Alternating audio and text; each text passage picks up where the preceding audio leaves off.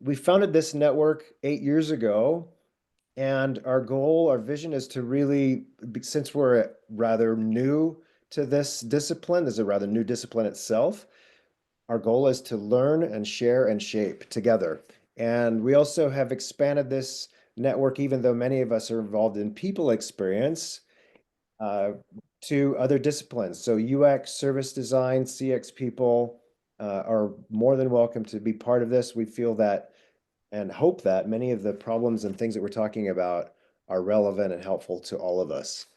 And you'll hear us use the term HX and EX a little bit interchangeably on this.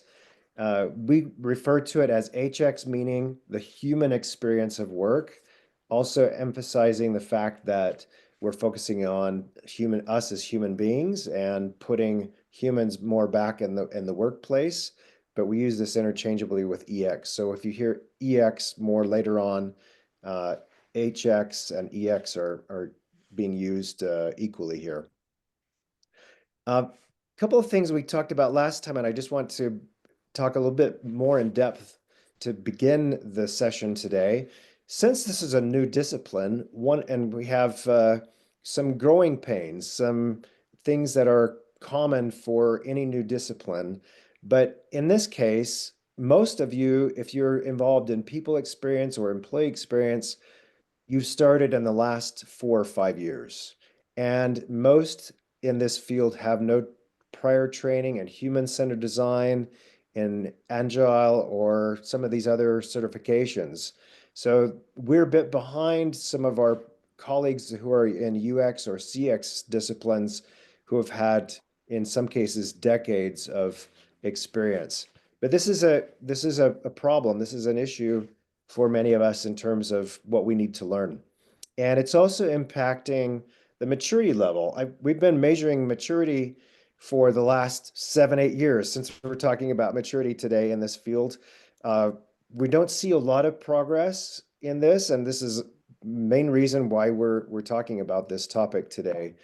If we look at the types of certifications or degrees on LinkedIn that people in these other disciplines of UX and service design or in analytics, you see some really well-defined and specific certifications or university degrees being mentioned on LinkedIn. And if I look at the people doing people experience or EX roles, fewer than 5% list any relevant skills. So we're also, I would say, facing a skills gap.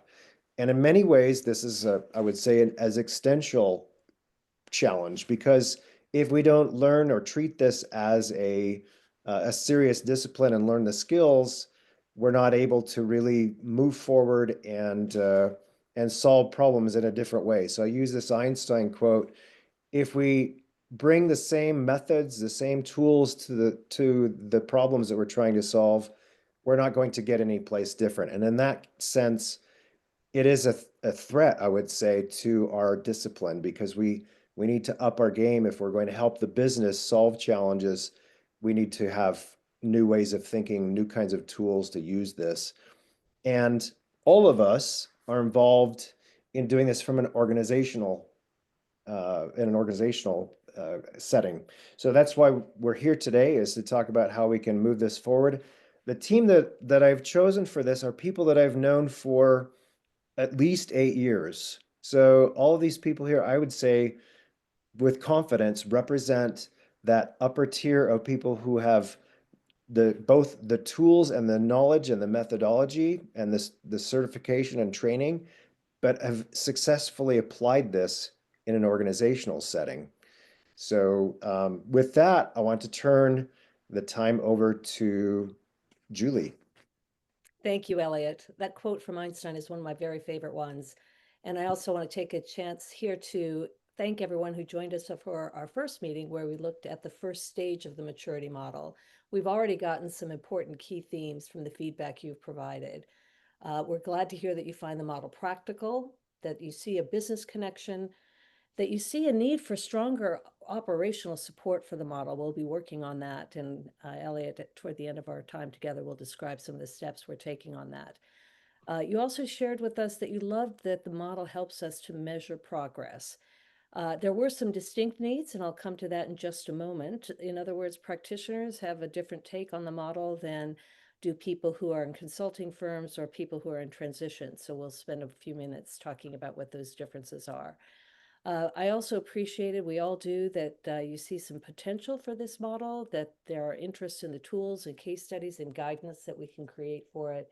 And again, envision some next steps that are very close to what we envision, an opportunity to tailor messaging and education and assets for each of the audience segments that we'll talk about in just a moment. Elliot, if you could just flip us to the next page. So as I mentioned, internal practitioners are especially valuing the practicality and clarity of the model and are looking for ways to engage key stakeholders and leaders in their organization. An important element of this is the strong proof of the efficacy of this model, and that's something that is especially relevant for people who are working to implement it in large organizations.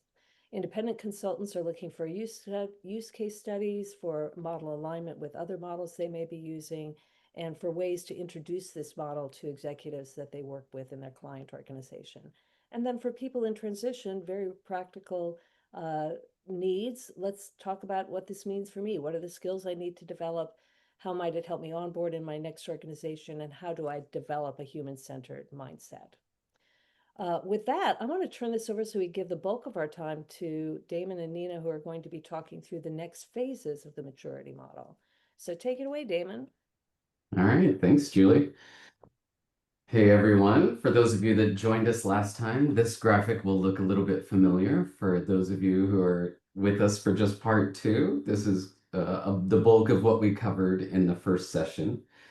And so this is the overview graphic that kind of at the 10,000 foot level describes the model.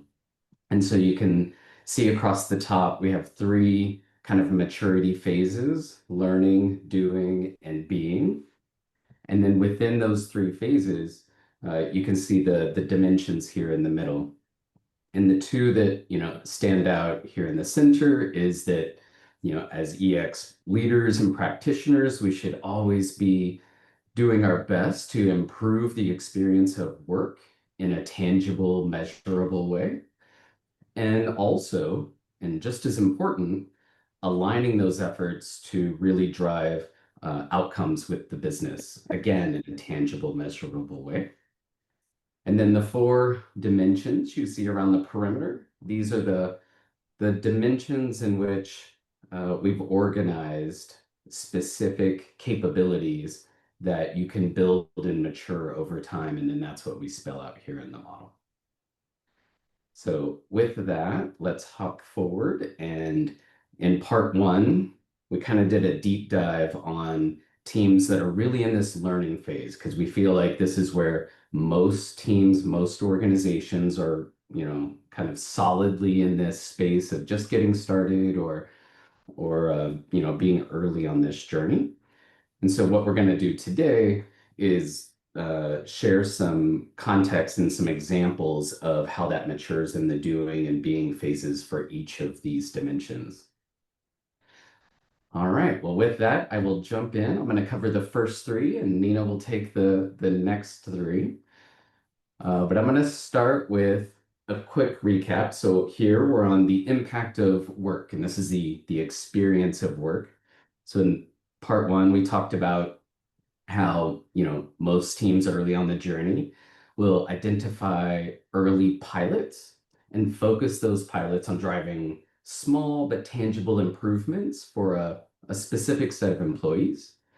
And then using human-centered design methods, especially things like user research and communications, that helps ensure that the employee voice is included and considered, all about their experience of work. And then socializing the experiential outcomes that you drive in these early pilots is instrumental to helping both your employees and your stakeholders understand and appreciate the value of this approach and your EX strategy at large. And so moving, into phase two here, the doing phase, as your EX practice matures, your teams will often expand beyond those initial pilots And they'll begin to identify and inventory key moments that matter throughout the employee lifecycle. However, I think it's important that, just focusing on specific moments, and this can, usually take the form of like a program or a process or a policy that employees interact with. But focusing just on these specific moments can sometimes reinforce the traditional siloed HR thinking. And, when focusing on moments, it can likely often just include the single team or the single COE that's responsible for that specific moment. So in most cases, employees have broader needs and they're on a more complex journey leading up to and often after those moments. And so this is why, as EX teams mature, we tend to identify and focus on key employee journeys, sort of that end-to-end journey that employees are on to meet a need. And so here, leveraging, any employee insights or feedback you've collected allows you to focus your attention and prioritize on the most pressing employee journeys that align to tangible needs they have and have a high likelihood of reducing known employee friction. So really diving in and improving the experience of work for a broader set of employees is sort of this middle ground of maturity. And then in the being phase, in the most mature EX practices, robust and ongoing continuous listening capabilities are instrumented and automated. Employee feedback is captured in real time within key journeys, in addition to, some more traditional methods like engagement and pulse surveys, for example. Also really valuable here can be qualitative research methods like focus groups, interviews, and employee jam sessions. These can be very powerful ways to ensure that you're able to generate those high quality experience insights throughout the employee lifecycle. And then maintaining and actioning data from these feedback loops is really instrumental in continuously improving the experience of work. And, it's a really great way to bring employees, because they're our colleagues after all, but bring them along the journey with us, increasing transparency and really building trust. So, I'll give a quick little example here to bring this to life. At multiple organizations, we've taken a look at reimagining the onboarding experience. This is where a lot of teams start. It's one of the first journeys that a lot of teams start with. And a lot of organizations will consider like onboarding that day one experience. But if you really think about it, the employee need there is to feel welcome and be ready to work. And if that's the end-to-end journey, that starts all the way back with offer and goes, a bit beyond the day one experience. Truly being ready to work takes a little more time than just day one. So if, we dive in, we, use service design to map that out. And what we find is what sort of the leaders had in mind was reimagining that day one experience. But when you map that into in journey, we often find 10, 15 different teams are involved across IT, HR, real estate, etc. And so bringing all those teams together, we were able to uncover tremendous opportunities to automate, personalize, and streamline and simplify that entire process. So it's a great way to remove a whole bunch of manual steps and reduce handoffs between all these various teams to really provide that simple, seamless end-to-end experience for new joiners. All right, so let's hop to the next one. So before I jump in, this is an important thought. So as EX teams, we can often jump in and improve any moment or journey or work experience.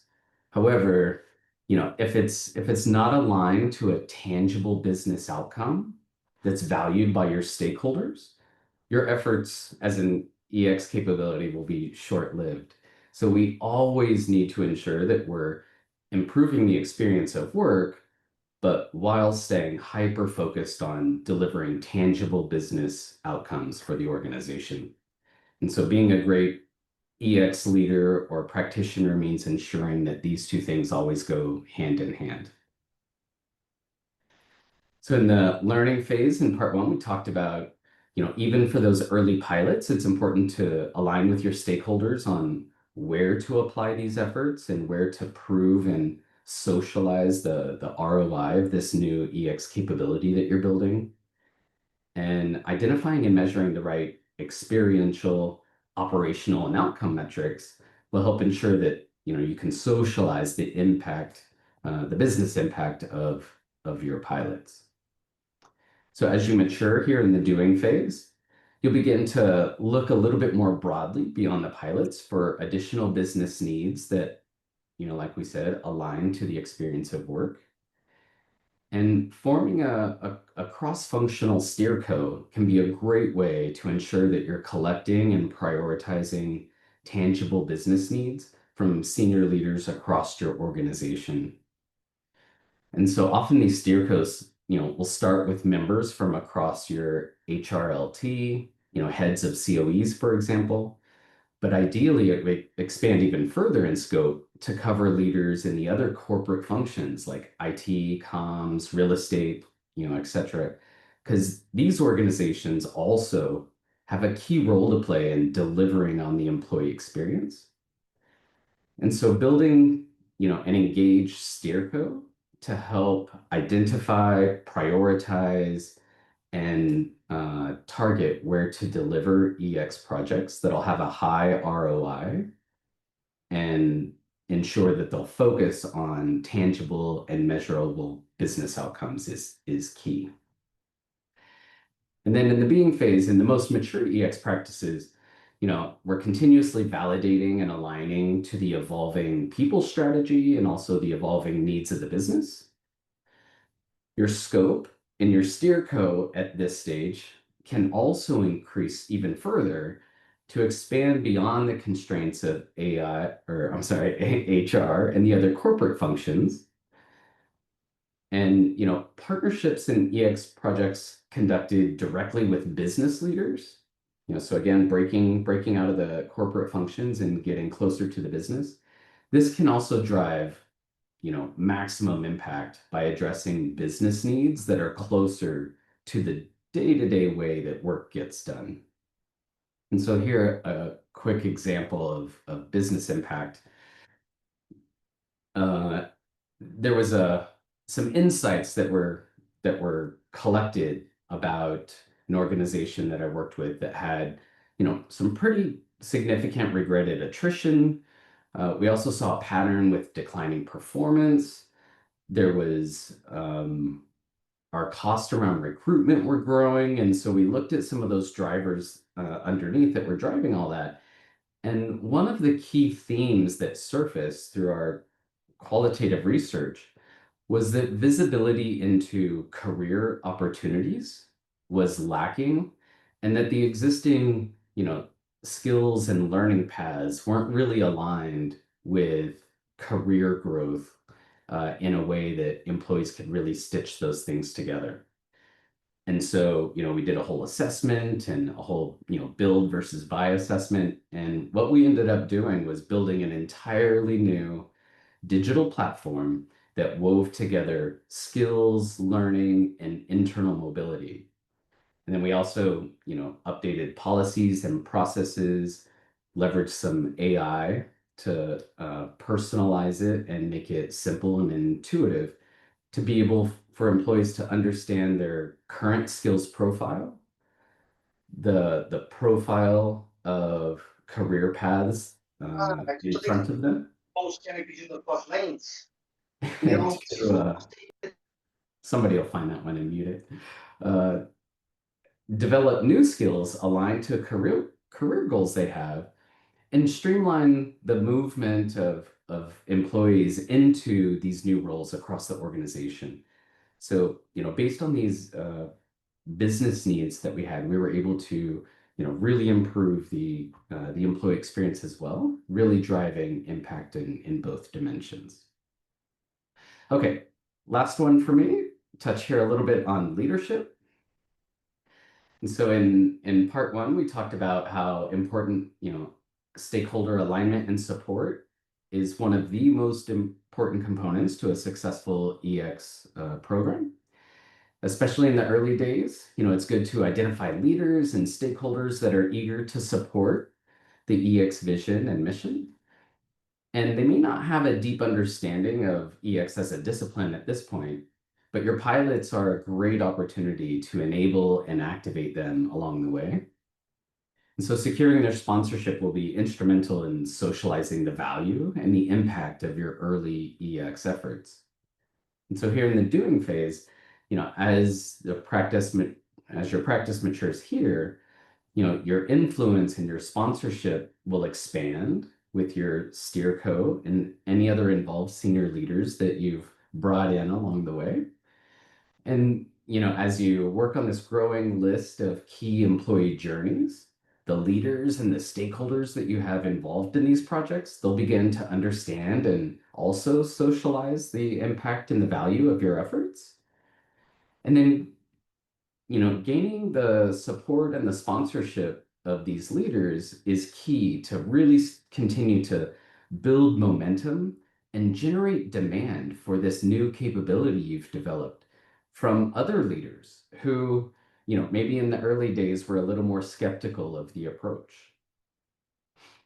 And then in the being phase, in the most mature EX practices, again, leaders from across your corporate functions and leaders from across the business start to understand the value and the approach of your EX strategy. These leaders are also using EX data and insights to make much more informed decisions and investments in both, experience and business outcomes that we talked about. And then lastly, these leaders really appreciate the EX strategy well enough to start to drive and be accountable for EX outcomes themselves and in their own teams and organizations. So they're asking the right questions, they're leveraging data and insights, and they're holding themselves and their teams accountable for their own EX practices and outcomes. And so here, just a quick anecdote about sponsorship and how important it was. At IBM, this mission was set off by our CHRO, Diane Gerson, at the time. And this was, many years ago. But one of the very first things that she did was to provide that sponsorship and air cover for, our new capability and this new strategy. And how she explained it to the organization over and over, which was very helpful, was, historically, we've been optimized for efficiency. But going forward, we're going to optimize ourselves and our organization, our HR organization around experience. And so just setting that intention and getting everyone on board was incredibly important.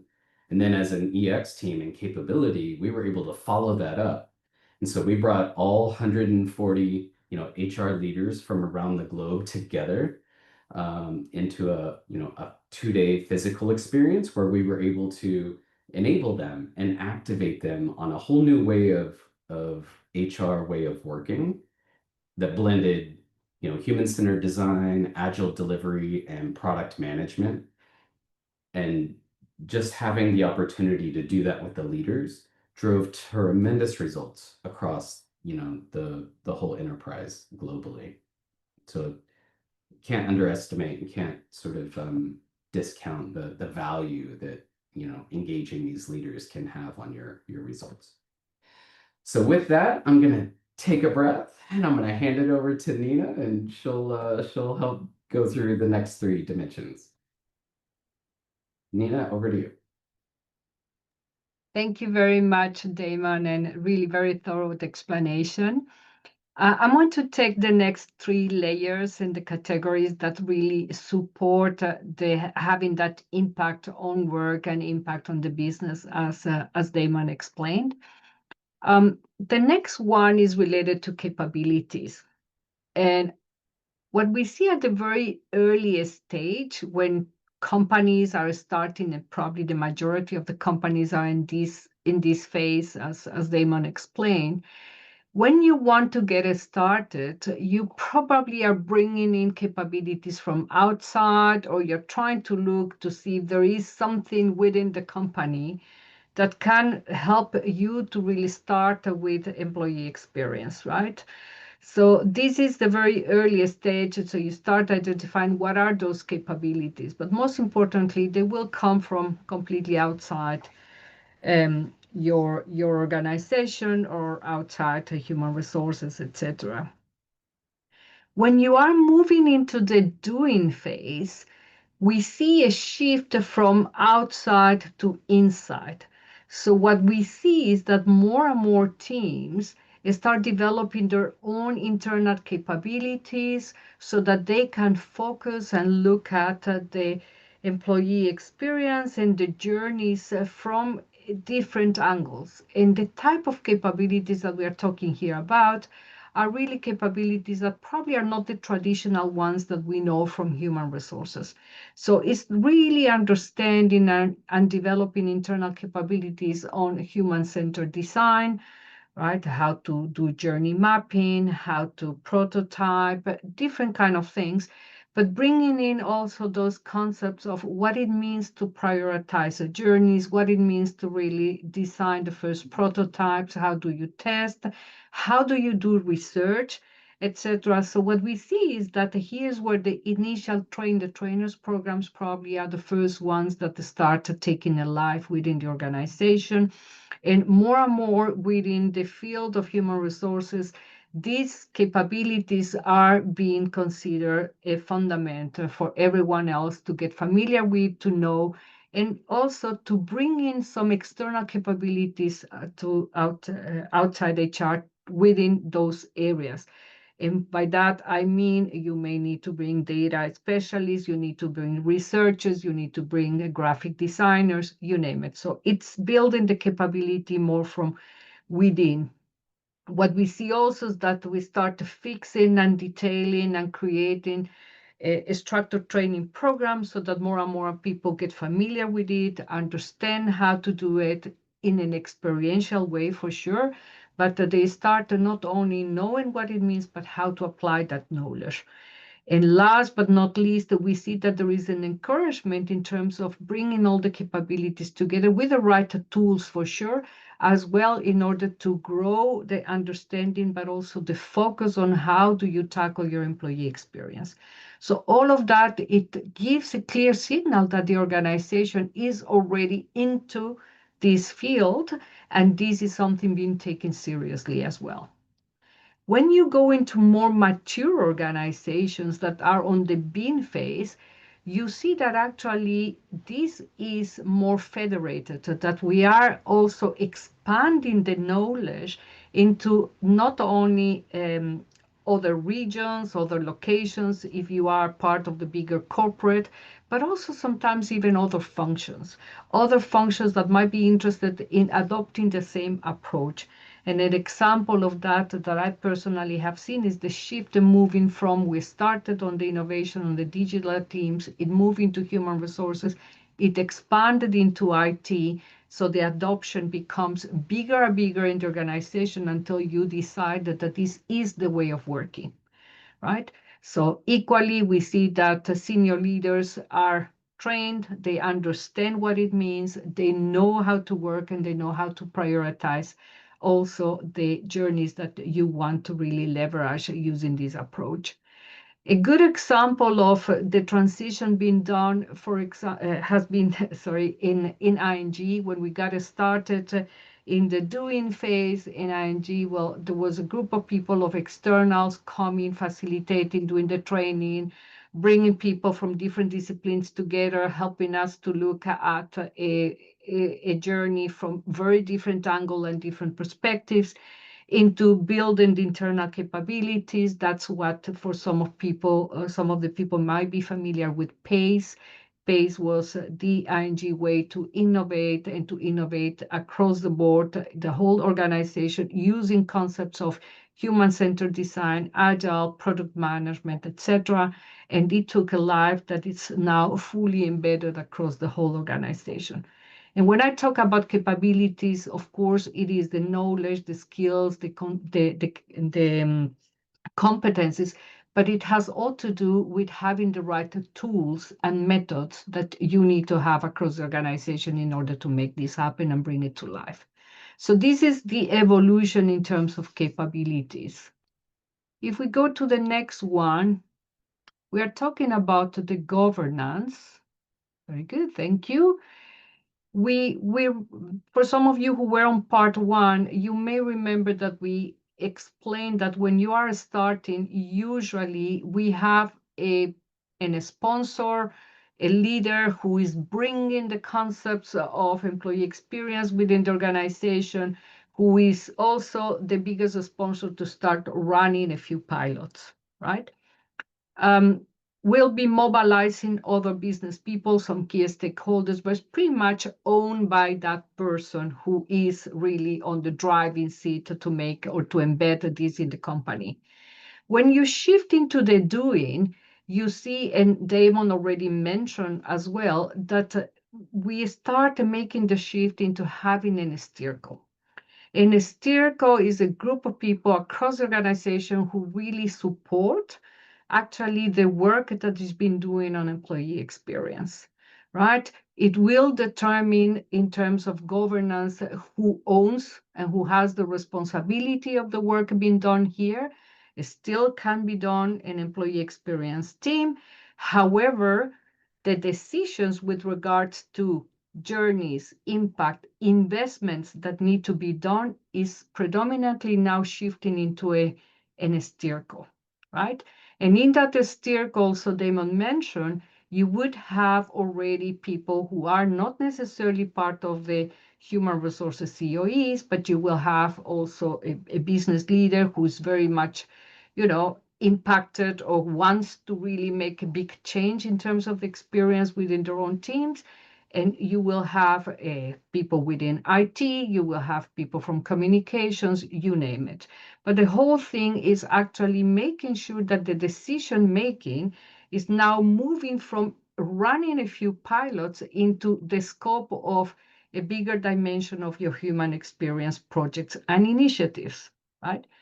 The other thing that we notice here in the doing is that we tend to formalize more the channels in which we get insights in order to determine where the priorities should be. So that will lead you to set your listening strategy in the company, right? So it's not only about running an engagement survey once a year, but really finding all those touch points that will provide us additional insights to really understand what journeys should we be really focusing on first, where is the added value also of those journeys, and really start maturing into that direction. When we're going to the being, we see that the steerco or the human experience, the steerco employee experience expands across the whole organization. Now the organization will determine portfolios across different business units or across different journeys, if you want to manage that well. But the accountability is spread also across the organization, overseen by this steerco still, in terms of where are we doing the funding, where are we allocating the resources, what are the journeys that are the most important ones. So you get a higher level of maturity already in this case. Examples that I have seen in terms of the doing in AkzoNobel, where I have been working on, well, we really determined some of the steercos that was in a standard practice, but for other type of projects, but anything that came on human experience, where we had to train actually the members of the steerco on how to look at things in a different way. For example, understanding what problems are you trying to solve with any project or any initiative, what would be the potential impact of that, etc. That was one of the things that was set up and was part also of the decision making also for budget allocation. On the bean, I would say ING probably is one of the front runners because they have a federated group of steercos in which everyone will be managing their own portfolio, and they're really making a step up in terms of okay, what is company-wide the focus that we need to have in human experience? Okay. The last category is the strategy, right? In the earliest stages, we see that the employee experience leader is socializing, is pretty much convincing, trying to convince everyone and finding some proof points of where those could be an example of a couple of journeys that will add value and will quickly show everyone else that this is a good way to go forward, right? But it's a lot of trial and error in this case. When it comes to a more mature phase, you see that the steerco will also determine pretty much those roles and responsibilities, but the strategy will now be looking not only at quick wins, but really looking at journeys end to end, right? And journeys being looked at end to end will give you a whole perspective, will give you a whole perspective about what is exactly the impact that we as an organization should be really looking at, because we know it's going to create a value, but also is going to increase the experience. So in other words, we are expanding the focus as part of the strategy, right? And this is also definitively looking not only at a moment that matter, but full journeys in the whole life cycle of the employees. So you move from small to the whole life cycle, understanding those journeys, and that's the progress that you're making. On the being side, what you when you are more mature, this is business as usual, and we see that employee experience becomes the core pillar of the people strategy, which is entirely aligned and connected to the business strategy. So they all go hand in hand. Business strategy definitely goes hand in hand with your people strategy. So it's not an isolated event as we saw at the beginning, but now it's going to be more cohesive. It's going to be more integrated, and a big pillar of your people strategy will have to do with human experience as well. Alignment with the business is more relevant. Is stronger on the being side, because as Damon already mentioned, metrics are clear. The value also is being clearly determined. So budget allocation, which is also something important in terms of your own strategy, your roadmap and your budget allocation are much more integrated with business decisions, not only with a specific people decisions. I hope this gives an idea of the transition that you have between the maturity when you are starting on the learning phase, moving into adopting and bringing it at the main and scaling up, until you have become an organization that is driven by employee experience. Next slide, please. So you may wonder, okay, but what do we do with all of this? Ourselves, we are working, and this is coming soon, is a work that we are doing as a team, and how to help really actually have an assessment that this is an illustration that we have here on the left side, an assessment that can guide organizations to see where are they in their employee experience, what level of maturity they have, which is extremely useful whenever you want to determine your roadmap. It has two benefits. It helps you to define your strategy, where are you going next, what is your roadmap, but at the same time, it empowers teams to take ownership by themselves. Where do they want to be? If they would be scoring very low, for example, in, I don't know, in the impact that you have, or on the strategy, on the governance, then what would be the logical next step for that team to move into the next quarter, for example? That could be something really empowering because the commitment is coming from the team. This is one of the possibilities that we see together within HXWise, and we are exploring and working towards that. Ideally, we want to share whenever someone is running an assessment with us, what are the strengths, what are the areas of improvement, but also provide a set of recommendations that will help them to move the needle into the right direction, wherever they want to be. Okay. On the next slide, we see potential applications for This, well, assessment is one that I just explained that will give insights in terms of where are we, where do we want to be, the road mapping as well that will determine your strategy. You could sell this to your own organization once you have an assessment and say, hey, in the next 3 years, we want to invest because we want to be here, from here to here. So what is that roadmap? And the coaching as well. You can get always a coach or build that internal capability that can help you actually to move from one to another level and increase the maturity. Change, of course, this is part of a transformation that you may bring into human resources, and definitively is one of the key elements that we see that may have an impact or might be very useful whenever you have a maturity assessment in order to really help get some real data so that it can help you to prioritize as well and drive the impact that you want to achieve. With this, I bring it back, I think is Elliot. Need to unmute myself. Okay, so thank you, Damon and Nina, for taking us through that. And we do want to have some time at the end for questions, so I just want to wrap this up fairly quickly here. But to prepare this for launch, of course, we want to do some user testing and integrate the questions and feedback that we've been receiving so far, but also collect more specific information on the tool going forward. And we also want to share what we learn as we do this in articles, provide some online resources. And we as a team are working on a book that gives some use cases and examples of all of this. So our goal is to help organizations, those of you who are working as consultants or those of you who are freelancing, also be able to understand some tools or resources you have to see how does this progress forward and help organizations to become more mature in all of these phases. A couple places where you can pick up on some more information in the immediate future that we have planned. We have a series of webinars. Our next one is coming up on June 25th, where we'll have Birgit Mager. She's the founder of service design as a discipline. So this is a really unique way to engage with somebody who's a pioneer in one of the key areas.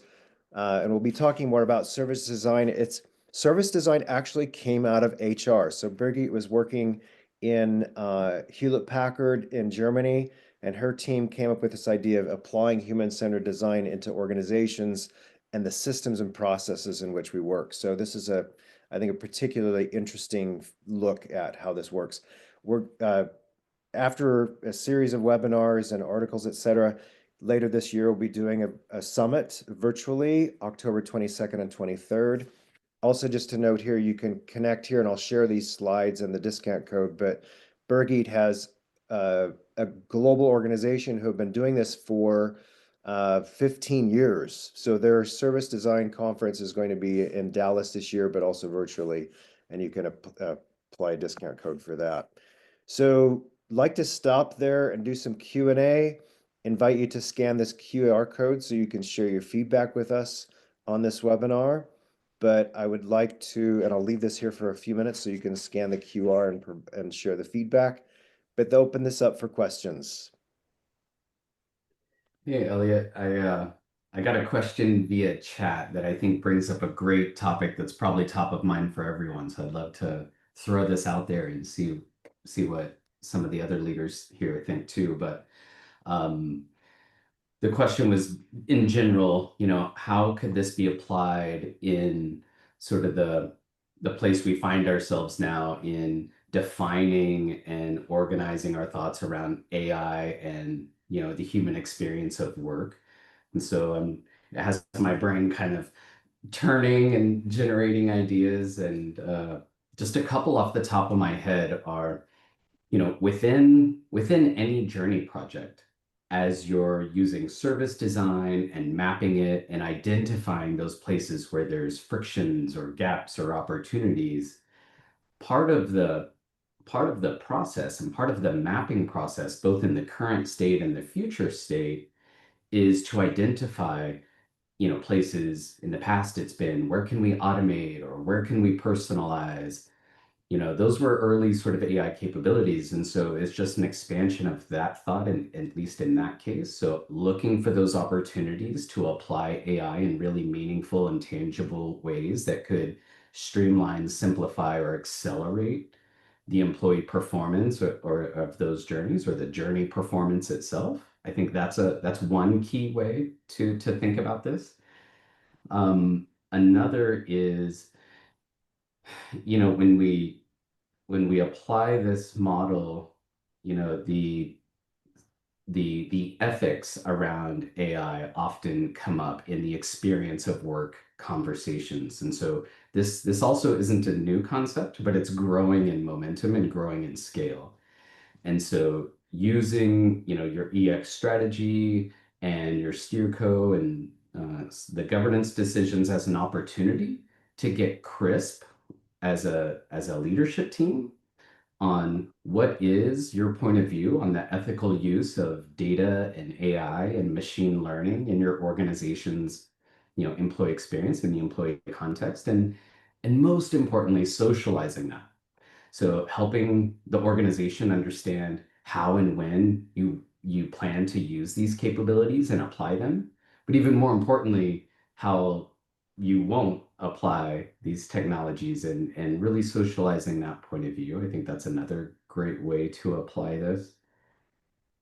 There's probably a whole nother body of work around talent management and what's the impact of AI on your roles and job families and professions. That's probably a whole nother body of work that's kind of outside of this experiential stuff.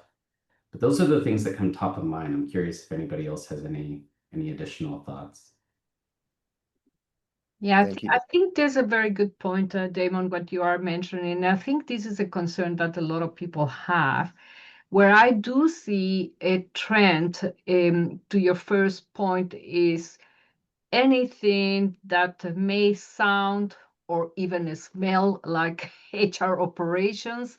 That's the very first target point to start automating using. I mean, we did a big chunk of that work ourselves within AkzoNobel, automating, streamlining those processes, simplifying, and making the experience and the interface, especially with employees, as simple, as lean as possible.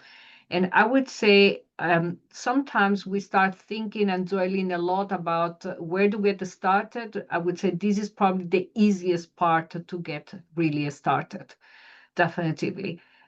Second, I do see, to the point of doing some research, I do see some trends in the market in which there are AI tools that can help you to capture insights on the go, real time.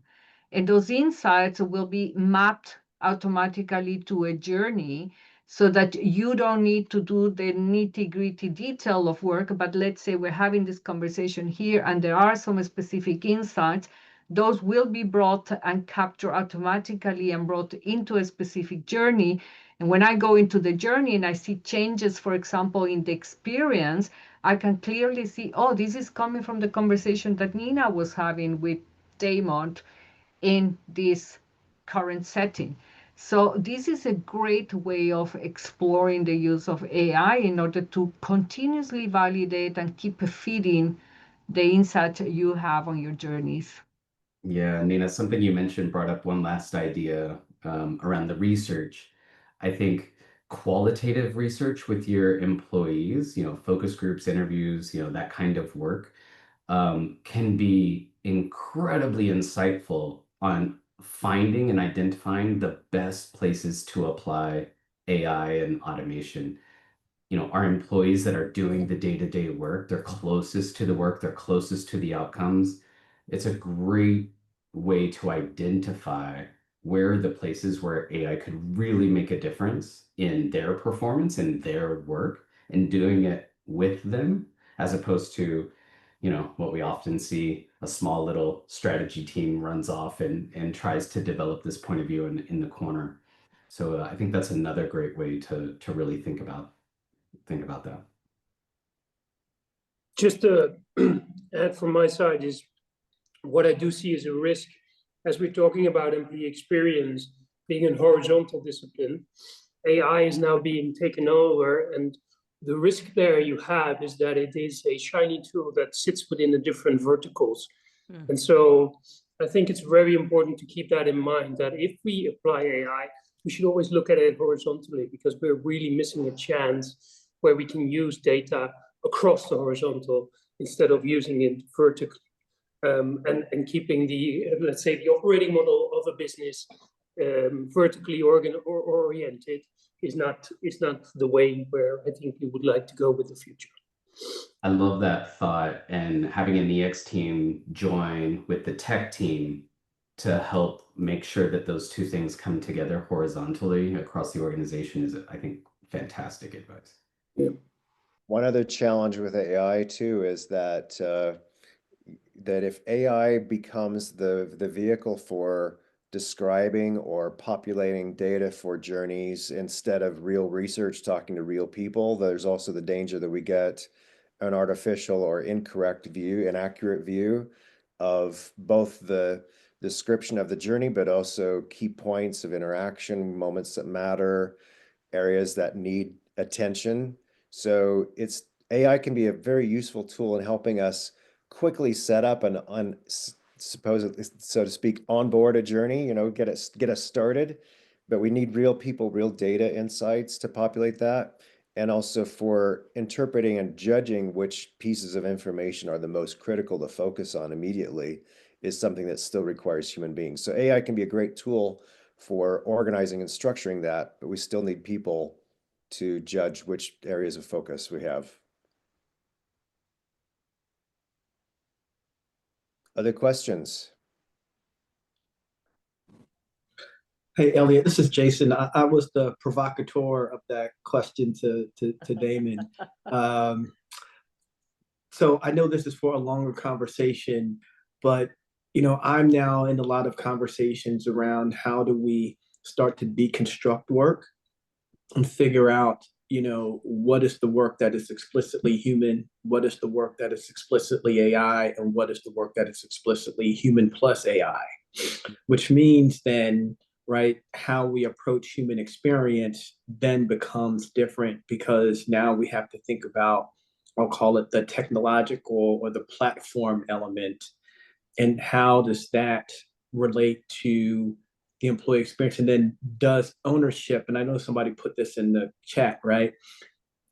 Does ownership change, right? Is it still the manager? Is it someone else? So it's a little bit complicated. I know it's, a simpler question to ask, but a more complicated and kind of thoughtful process to figure out how to adapt. I do think this is one of the key ways that we can do it. I think there's just some unknowns because we don't have a lot of strong examples outside of, software engineers using Copilot, or, someone in customer service using, an AI bot as, first level and maybe second level of support to really be able to base this off of. Yeah. No, I totally agree, Jason. And we don't know exactly, I mean, we're still beginning to understand exactly where AI is going to play a role. Where do you put those divisions, whether more of the work is being done by AI or people? Comments from the team? Yeah, just one quick one, that it's important to do everything we can to stay ahead of, the conversation, because, we're already seeing across all of our organizations probably AI being used in lots of different ways. There's a million options for people to use, but if we're not defining, standardizing, and setting up a system where employees can use that securely and safely with your employee data, they'll start using tools, and many of them are already using tools outside of the organization, which can be a big, security risk and other things. So the more we can do to really help understand this, define it, and enable employees with the right AI tools is key. I don't know personally what is the view in the US, but in Europe, we are known by regulating everything, right? So while we see other regions probably experimenting at a higher level than what we are doing here, in Europe, you could say there is a lot happening already. However, cybersecurity, data protection is probably one of the most important things that organizations are really looking into now. Definitely. And thank you for your participation today, for your comments, for helping us to shape this. And we wish you all success in the work that you're doing and look forward to seeing you in the near future. Thank you very much for joining us, and goodbye.